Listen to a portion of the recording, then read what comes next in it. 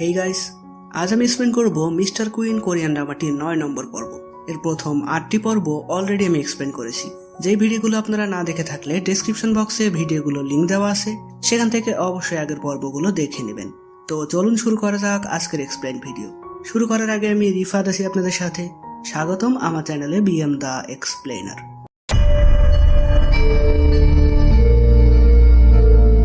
আগের পর্বে আমরা দেখেছিলাম রানীর জ্ঞান ফেরার কথা শুনে রাজা যায় তাকে দেখতে।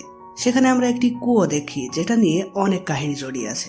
এছাড়া একদম শেষে আমরা দেখেছিলাম রাতে রাজা চুপি চুপি একটি কক্ষে গিয়ে হিসাবের খাতাটি খুঁজতে গেলে সেখানে কিছু ঘটনা ঘটে এবং ধরা পড়ার থেকে বাঁচতে সে রানীকে কিস করে, যেটা দূর থেকে কিম বিয়ং দেখে তার মন খারাপ হয়ে যায়।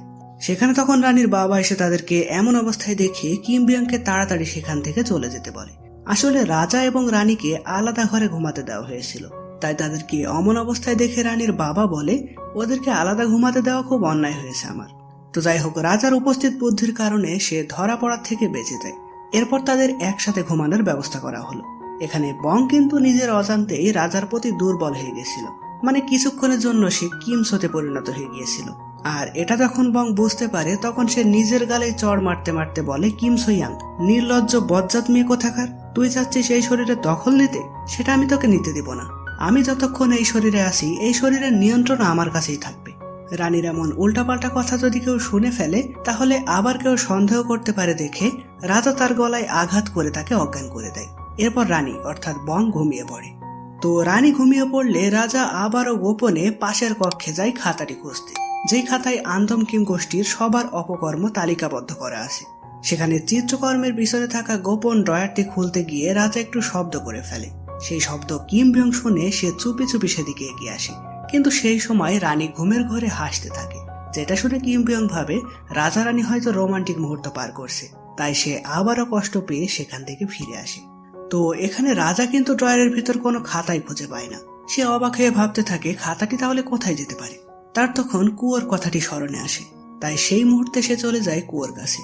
সেখানে গিয়ে সে তার কাছে থাকা কিছু কাগজে আগুন জ্বালিয়ে কুয়োর ভিতর ফেলতে থাকলে সেই আলোতে সে দেখতে পাই কুয়োর মধ্যে সেই খাতাটি আটকে আছে। মানে রানীর বাবা হয়তো তাড়াতাড়ি সেটা ফেলতে গিয়ে ওখানে আটকে গেছে। তো রাজা সেটি আনতে যাওয়ার আগেই সেখানে কিছু প্রহরী চলে আসায় রাজা সেখান থেকে পালিয়ে আসতে বাধ্য হয়। এদিকে প্রাসাদে বড় রানী ক্ষুধায় ছটপট করতে থাকে।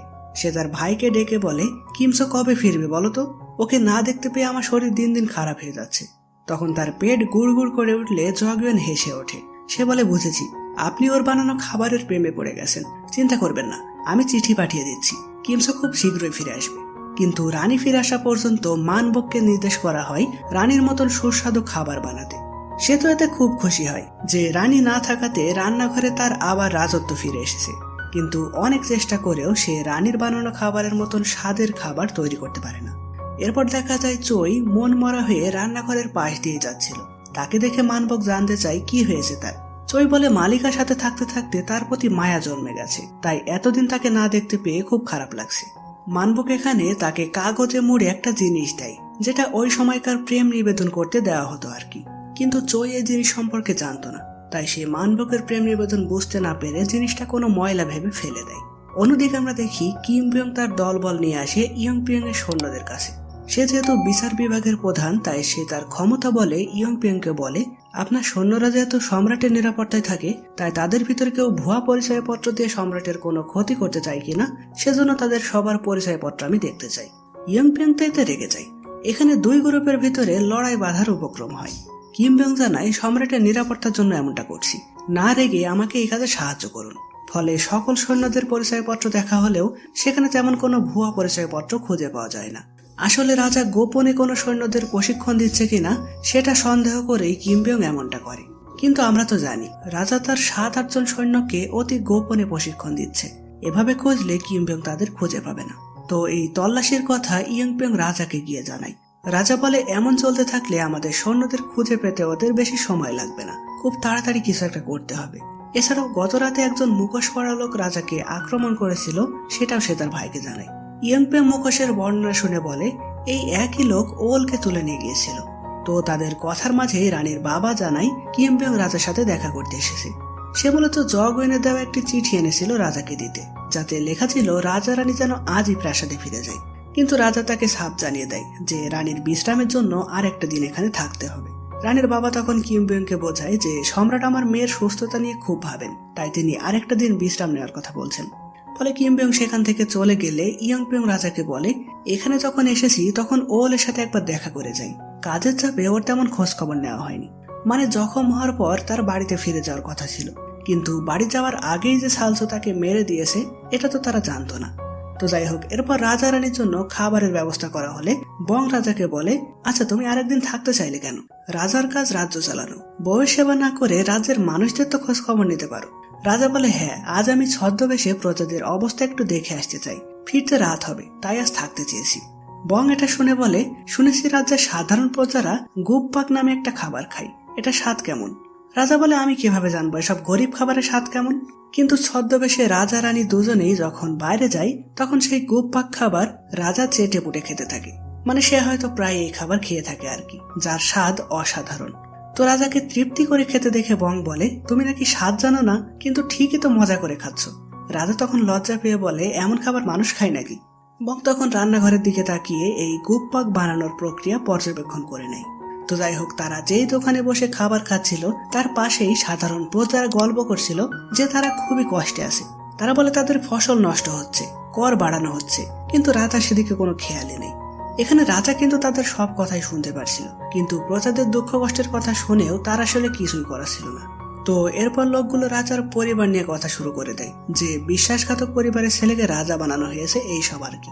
এমনটা শুনে বং তো রেগে যায়। সে উঠে গিয়ে তাদেরকে বলে, খবরদার, রাজাকে যা ইচ্ছা বলতে পারো, কিন্তু রাজার মৃত পরিবারকে নিয়ে একটা কথাও বলবে না। লোকগুলো বংকে বলে, তুমি আবার কে? বং যখন একটু ভেবে বলে, আমি সম্রাটের ফ্যান ক্লাব মেম্বার। রাজা সহ সবাই তো অবাকে তাকিয়ে থাকে যে সেটা আবার কি। বং বলে, আর যদি এমন কথা বলো তাহলে তোমাদের খাবারের টেবিল উল্টে ফেলে দেব। রাজা এমনটা দেখে তাড়াতাড়ি বংকে সেখান থেকে নিয়ে চলে আসে। এরপর সে তাকে জিজ্ঞেস করে, তুমি আমার পক্ষ নিয়ে কথা বললে কেন? বং বলে, আমি রাজনীতি বুঝি না, তবে ওরা তোমার পরিবারকে নিয়ে কথা বলছিল, তাই তোমার হয়ে ওদেরকে বকে দিলাম। রাজা এরপর তার কাছে ফ্যান ক্লাব মেম্বারের অর্থ জানতে চাই। বং তাকে মোটামুটি বোঝানোর চেষ্টা করে। এই নিয়ে তারা দুইজন হাসাহাসি করতে থাকে। কিন্তু এরপরই এলো এক বিপদ। একটা গলির ভিতর দিয়ে হাঁটার সময় তারা কিছু ডাকাতের মুখোমুখি হয়। বং তো তাদের দেখেই দৌড়ে পালায়, কিন্তু পরক্ষণেই তার মনে হয় রাজা যদি ওদের হাতে মারা যায় তাহলে তো ইতিহাসই পাল্টে যাবে। তাই সে তার জুতা খুলে সাহস করে ডাকাতদের মারতে গেলে দেখে রাজা অলরেডি তাদের সাথে লড়াই করে তাদেরকে ভাগিয়ে দিয়েছে। এখানে রাজা বুঝলো যে তারা বেশ দামি কাপড় চোপড় পরেছিল, তাই সহজেই মানুষদের নজর কাটছিল। সেজন্য সে একজন ডাকাতের পরিহিত সাধারণ প্রজার মতন পোশাক পরে নিল, যেন কেউ তাদের সন্দেহ না করে। এদিকে সালসোকে আমরা দেখি তার রোগের জন্য সে খুবই অসুস্থ, নিঃশ্বাস নিতে খুব কষ্ট হচ্ছে তার। সে জগেনকে এসে জানায় এক অচেনা লোকের জন্য খাতাটি সে আনতে পারেনি, তবে তাকে যদি আবার দেখে তাহলে সে অবশ্যই চিনতে পারবে। জগেন তাকে বলে, তোমাকে শেষ আর একটি সুযোগ দিচ্ছি, যদি ঠিকঠাক কাজ করতে না পারো তাহলে তোমার ওষুধ আর পাবে না। তো অন্যদিকে ইয়ংপিয়ং সেই মুখোশের একটি ছবি এঁকে এনে হংকে দেয়। হং তখন নকল গোপ লাগিয়ে ছদ্মবেশে রাজ্যের যিনি মুখোশ বানানোর কাজ করে তার কাছে যায়, আর ছবিটি দেখিয়ে একই রকম মুখোশ তাকে বানিয়ে দিতে বলে।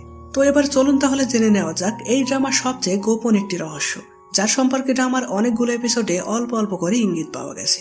আমরা দেখি সারাদিন রাজ্যে ঘোরার পর রাতে যখন রাজা একা একা রানীর বাড়িতে আসে তখন সে সোজা চলে যায় কুয়োর কাছে।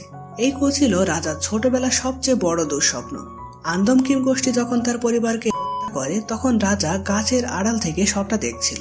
তার মা তখন তাকে নিয়ে পালিয়ে আসে এই কুয়োর কাছে।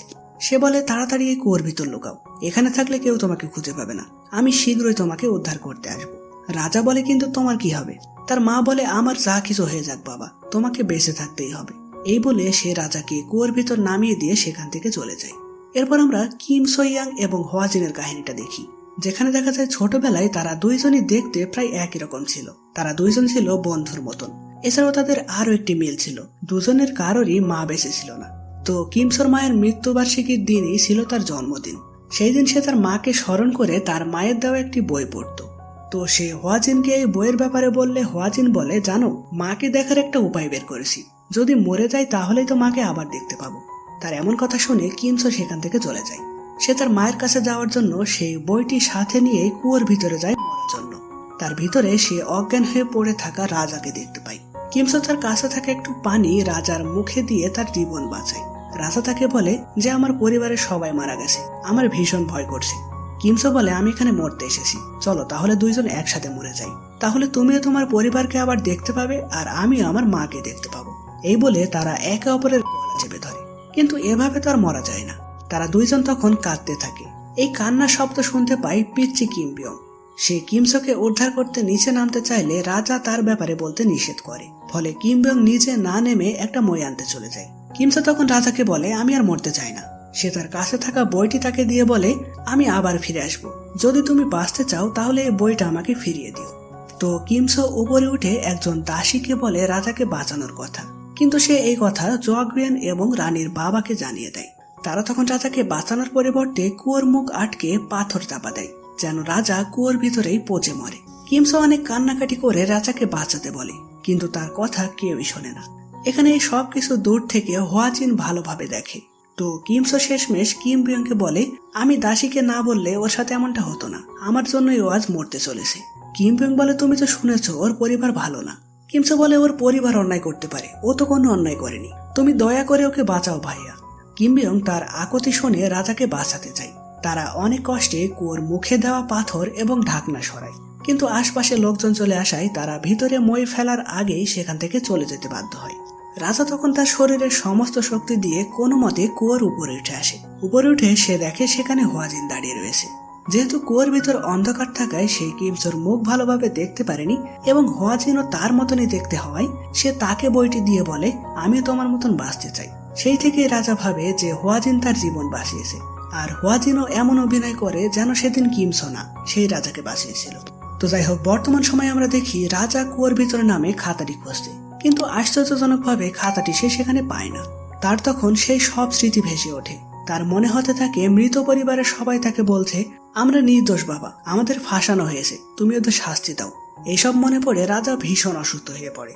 তার তখন মনে হয় সেই ছোটবেলার মতনই হোয়াজিন হয়তো তাকে বাঁচাতে আসছে। তো সে কি এখান থেকে বাঁচতে পারবে?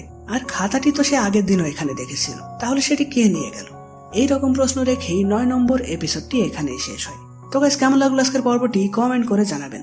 আশা করি এতদিনের গোপন ব্যাপারটা আপনাদের বোঝাতে পেরেছি। এছাড়াও পরবর্তী প্রশ্নগুলোর উত্তর যদি আপনারা জানতে চান তাহলে এখনই আমাদের চ্যানেলটি সাবস্ক্রাইব করে আমাদের সাথেই থাকুন। তো দেখা হবে তাহলে পরের ভিডিওতে। ততদিন পর্যন্ত ভালো থাকবেন, সুস্থ থাকবেন। বাই।